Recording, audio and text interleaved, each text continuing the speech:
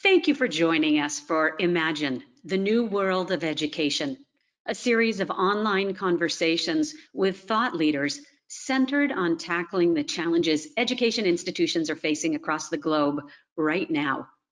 Over the next several months, we will explore best practices around learning continuity, virtual working and learning, building business resiliency in the cloud, and more with Amazon Web Services, AWS, customers that have leveraged the cloud during this unprecedented time. I'm Ann Merrihew, Director of U.S. Higher Education at AWS. Today, I'm joined by Scott Pulsipher, President, Western Governors University. Western Governors University, WGU, is an online university where students earn an affordable, accredited, career-focused college degree at an accelerated pace. Scott, thank you so much for joining us today.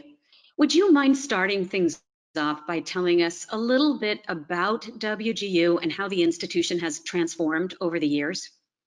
Sure, and it's great to be with you, and thank you for letting me be a part of this. It's truly a pleasure. You know, WGU has been in existence now for a little over 20 years.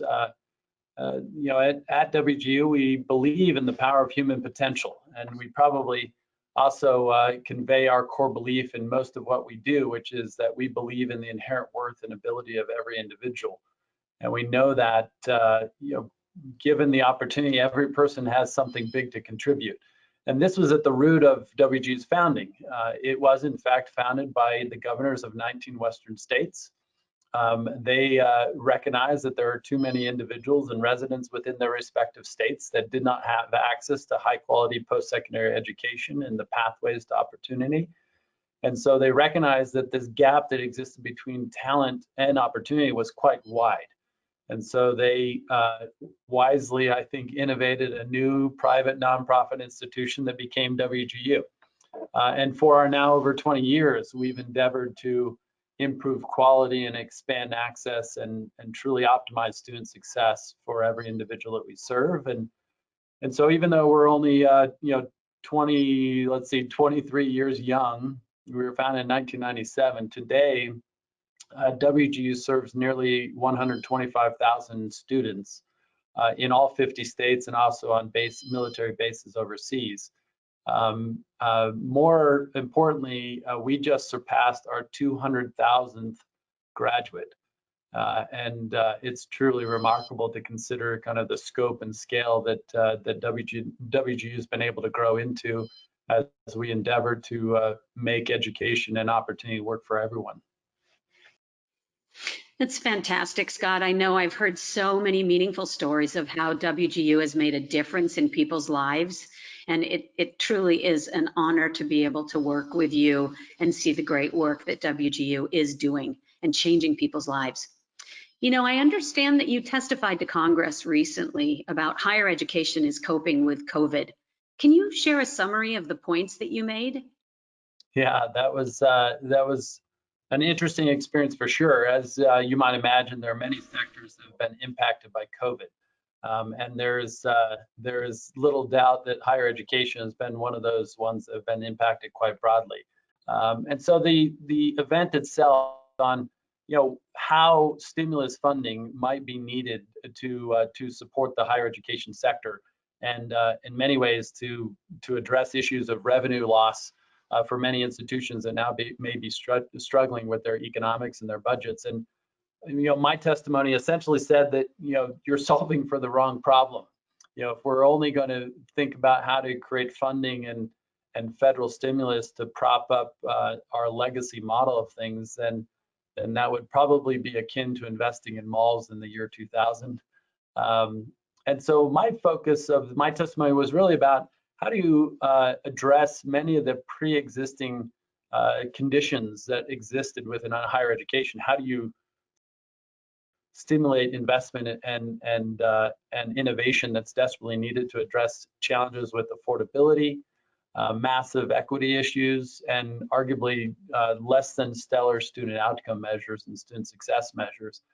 And so my primary points to the questions I was being asked was, how should the federal government or even state governments or any funding, if you will, direct funding that's desperately needed to drive innovation and the technology that's needed for the future of learning? How do you think about advancing our ability to access and enable the individuals that are poorly served or underserved by traditional models? And so we need to use the pressure, if you will, of the pandemic to kind of catalyze this reinvention of higher education. You know, we truly need to renew higher education as the surest path to opportunity.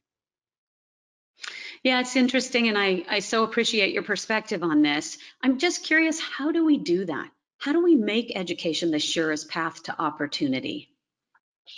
Yeah, you know, I think there are some themes surely that WGU could inform there, and I think one of the first and probably the most important one is for education to be the surest path to opportunity. It surely needs to be a path that aligns with that opportunity, and to be more specific about Mhm. that we need to think about how learning and the credentials and the outcomes of education, in fact, are relevant and aligned with the future of work. We well know that the vast majority of those who matriculate into post-secondary programs, they're doing so that they can find a great first job or even next job, so that they can advance their prospects in their own lives. And so we also need to think about what that looks like in the current environment. You know, when we have this massive challenge of over 15 million Americans who are currently unemployed, and they know that the jobs they had before are not going to be ones that are available for them to go back to. So how do we upskill millions of displaced workers and help them prepare for the new opportunities? This probably, I would say, emphasizes something we often talk about, which is education has to be the pathway for not only the first opportunity, which is what most of us know, you know, first-time full-time students who are 18-year-olds who get their, bachelor's credential or otherwise, but we also have to be thinking about how post-secondary education enables individuals in pursuing their next opportunity. It really advances the notion of a lifelong learner. How does education and work weave together through an individual's life? That this is not one and done model. It's actually a multiple iteration model of life. Lastly, I probably would emphasize that the opportunity, the pathway of education has to work for everyone. If you look at enrollment today, it's surely unbalanced toward individuals of high income households. The attainment rates vary greatly across those different backgrounds. Over the last 50 years, we've seen dramatic, notable increases in attainment rates among the top income quartile of households, but among the bottom income quartile of households, they've remained relatively stagnant.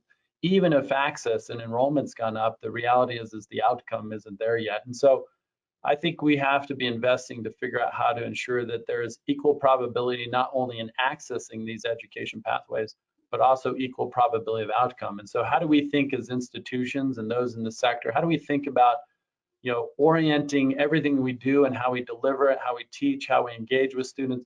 How do we personalize? This is something Amazon knows well a lot about. Like, how do we personalize the learning so we can dramatically increase the probability that every individual can be successful and then put on their path to their opportunity?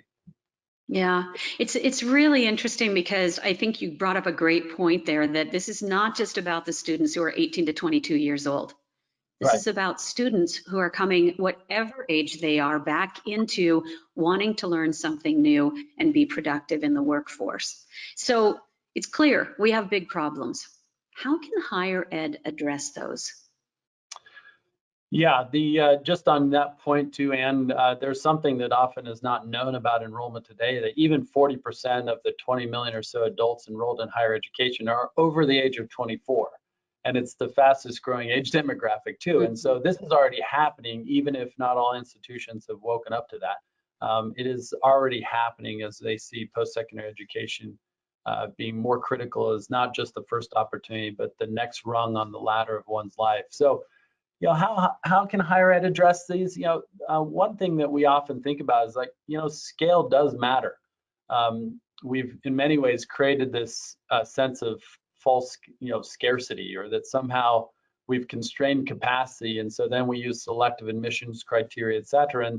And this would be akin to Amazon saying to the next Prime customer, say, sorry, I just want to let you know now that you're the 100 million than one prime customer, your service is going to be less than all the 100 million that came before you. Like, that's not true. It's not true in higher education either. So when we're facing issues of inequity or lack of opportunity, like, we do have to address this at quite a large scale. In the US alone, there are 40 to 50 million adults who need access to their next opportunity, and education has to be one of those pathways that they have to think about.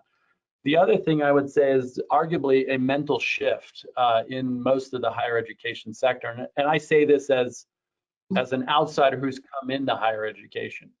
So much of this perception that we have is that higher ed is oriented around the professoriate, the faculty, that it's about advancing research and knowledge, et cetera. When we take a very different approach at WGU, and this is something I think would benefit the sector as a whole, is how do we really put the student at the center of everything that we do? Like, they are the primary customer of higher education. If one of the primary purposes is to transfer knowledge and the skills and capabilities to individuals so they could advance their lives, then that requires us to put the student at the center of everything we do to drive our innovation, the solutions that we come up with. How do we think about leveraging technology? How do we think about faculty engagement? How do we think about content and curriculum design? When you put the student at the center of everything you do, you might redesign things in higher education very differently than they are today. Yeah, thank you. It's interesting. I'm thinking about what you said about scale and how important that is. And in an article that you authored, this was published by Forbes in July, you said, and I quote, "The higher education sector is in the throes of technology-driven disruption, a disruption irreversibly accelerated by COVID-19." Can you share more about all the ways you're seeing this disruption? Yeah, that's definitely one of the benefits I have too, is coming into higher education, especially from a technology sector and background, is that technology is a catalyst for innovation and change, and technology is enabling different thinking and different modeling in pretty much every aspect of higher education. You can just look at right now, like, how do we deliver content and learning to students? How do we engage at a one-to-one basis between faculty members and students? How do we think about developing learning management systems and learning environments? How do we connect students and peers that are working at a distance rather than on a campus in a classroom? How do we think about even financial aid? And how do we think about the engagement of employers or internships? Like, technology is something that can enable pretty much an advancement of the design of everything that we do in higher education. And so technology, interestingly enough, can address major gaps that are affected by things like affordability and cost or equity.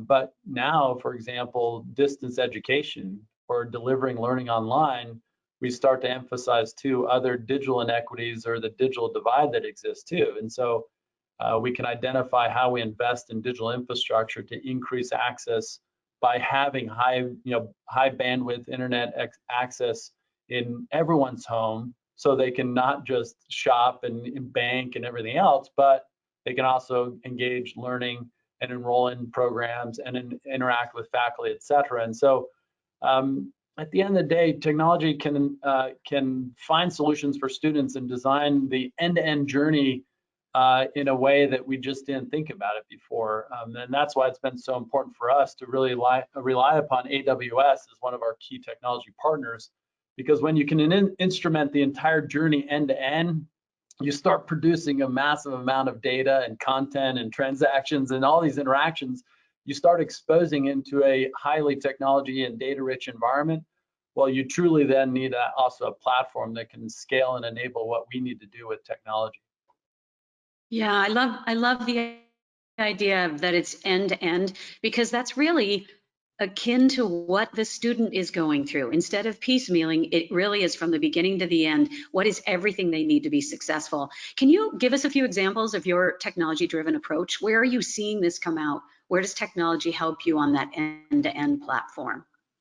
Yeah, maybe two specific things I could think about really quickly. We have this general notion of free the data, because when you're instrumenting everything with technology from the end-to-end student journey, you start producing all of that information. Well, we actually want to free up that data so that we can start analyzing the impacts of different innovations or changes that we make in the student's journey, everything from the content they use to learn a subject in a course to how they interact with with faculty in a particular way. And so we've embraced the power of data and metrics. I will share just one anecdote of something I carried with me from my Amazon days into WGU, which is this phrase of, if we can know, we should know. And so that's kind of been this mantra of like, well, when you have this technology instrumented end-to-end journey, you have to then acquire all the data, do the analysis of it, track the reporting and metrics so that you can actually know whether things are working. So that leads me to the next key point, which is we do utilize technology to run randomized controlled trials. Does this content increasing learning versus this content? Does this sequencing of courses improve progress versus this sequencing of courses? Does this faculty interaction increase, persistence and completion and first time, success on the first assessment? Like, how do we actually know what we're doing is impacting student success? And that's something that with a technology-enabled model that we can advance in a way that that a non-tech rich or a analog model would struggle to do. And so you do really need these highly scalable, highly available cloud solutions to rely upon when you're committing to this tech-first approach to designing for students. And so that's, again, back to like utilizing AWS has not only improved our availability and scalability, et cetera, but it's really maximized our ability to adapt to students' needs on a one-by-one basis. Yeah. I'm fascinated with the fact that with COVID now, so many universities have had to employ technology, whether they want to or not. And I'm wondering, how would you grade higher ed's COVID-driven move online? What should online learning look like? Yeah. Much of what I think we have seen in the first iteration of most institutions who've tried to advance an online or hybrid model is that it's something that would be like 15 years ago. We basically said, how do we get at least the broadcast mode working? Because arguably most of what we experienced in a classroom was a lecture model. The lecture was just part of the content we consumed to try to master the subject matter of a particular course. And so most of the initial iterations of that were like, well, how do we turn a lecture on the stage into a lecture online? And we have to go well beyond this broadcast mode, though. High quality online learning and teaching really requires us, or really empowers us to think about things like time.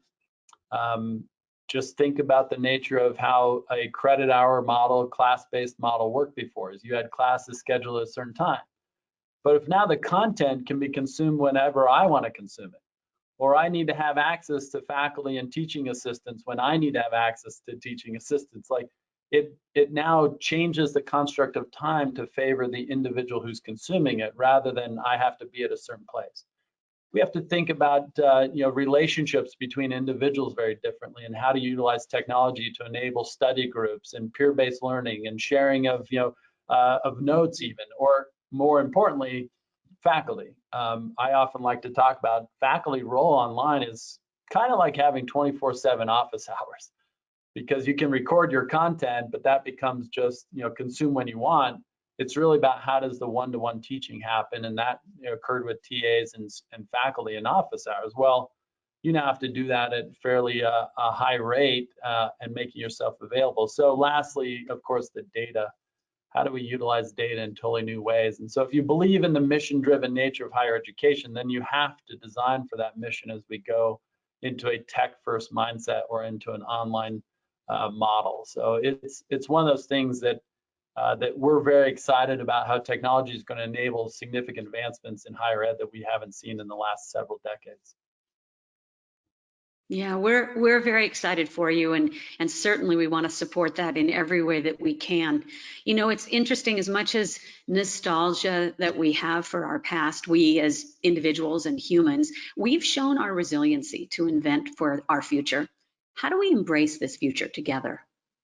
Yeah, that's a great question. I think one of the first things that I recall having this conversation with someone about whether the technology learning model is better or worse than the kind of in-person learning model. And And the reality is that's the wrong question. It's really about how do we leverage technology to enable everything and advance everything. And so I'm trying to think about aspects of my life today that are somehow worse because of tech, when in reality, our lives are arguably better today because of technology. It doesn't mean it doesn't come with certain challenges. But think about shopping, think about banking, think about travel, like think about even engaging and staying connected with family and peers and friends. Like there's hardly an example I can think of where technology made things worse. And so I think we have to think about how do we leverage technology to catalyze the disruption and innovation and ultimately the change that we need to bring about so that education is more accessible, it's more equitable, it's more personalized, it's more aligned with the future of work. Like how do we leverage technology? The key question is how do we leverage technology to advance in any one of those dimensions I mentioned. So we should recognize the way that we used to do things isn't the way we will continue to do things. And so we're the ones that are going to make that change. It's not like we should be sitting around for someone else to do it and then force it upon us. It's how are we proactive about leveraging technology to bring about the change that our students and the workforce and our future society needs from higher education. Yeah, it's also interesting, isn't it? Because I think that if you talk to any student, the students are expecting it. They see this in their lives and they want it. They're used to it now. Oh So yeah. I think it's a call to all of us to be able to meet their needs. And I loved when you said that, just because this is how we did it doesn't mean that's how we should be doing it. So, Scott, Yeah. I think we can all agree you've given us a lot to think about. I want to thank you for joining me to discuss WGU's transformation and to give your perspective on education amidst a very uncertain fall. We really appreciate your time today. Thank you for listening in. We hope that you'll register for the rest of our Imagine webinar sessions that are happening throughout the fall. And when you register, you'll be notified whenever we have a new session to share. Thanks again. We hope to see you all soon. And thanks again, Scott, for your time today. Thank you so much.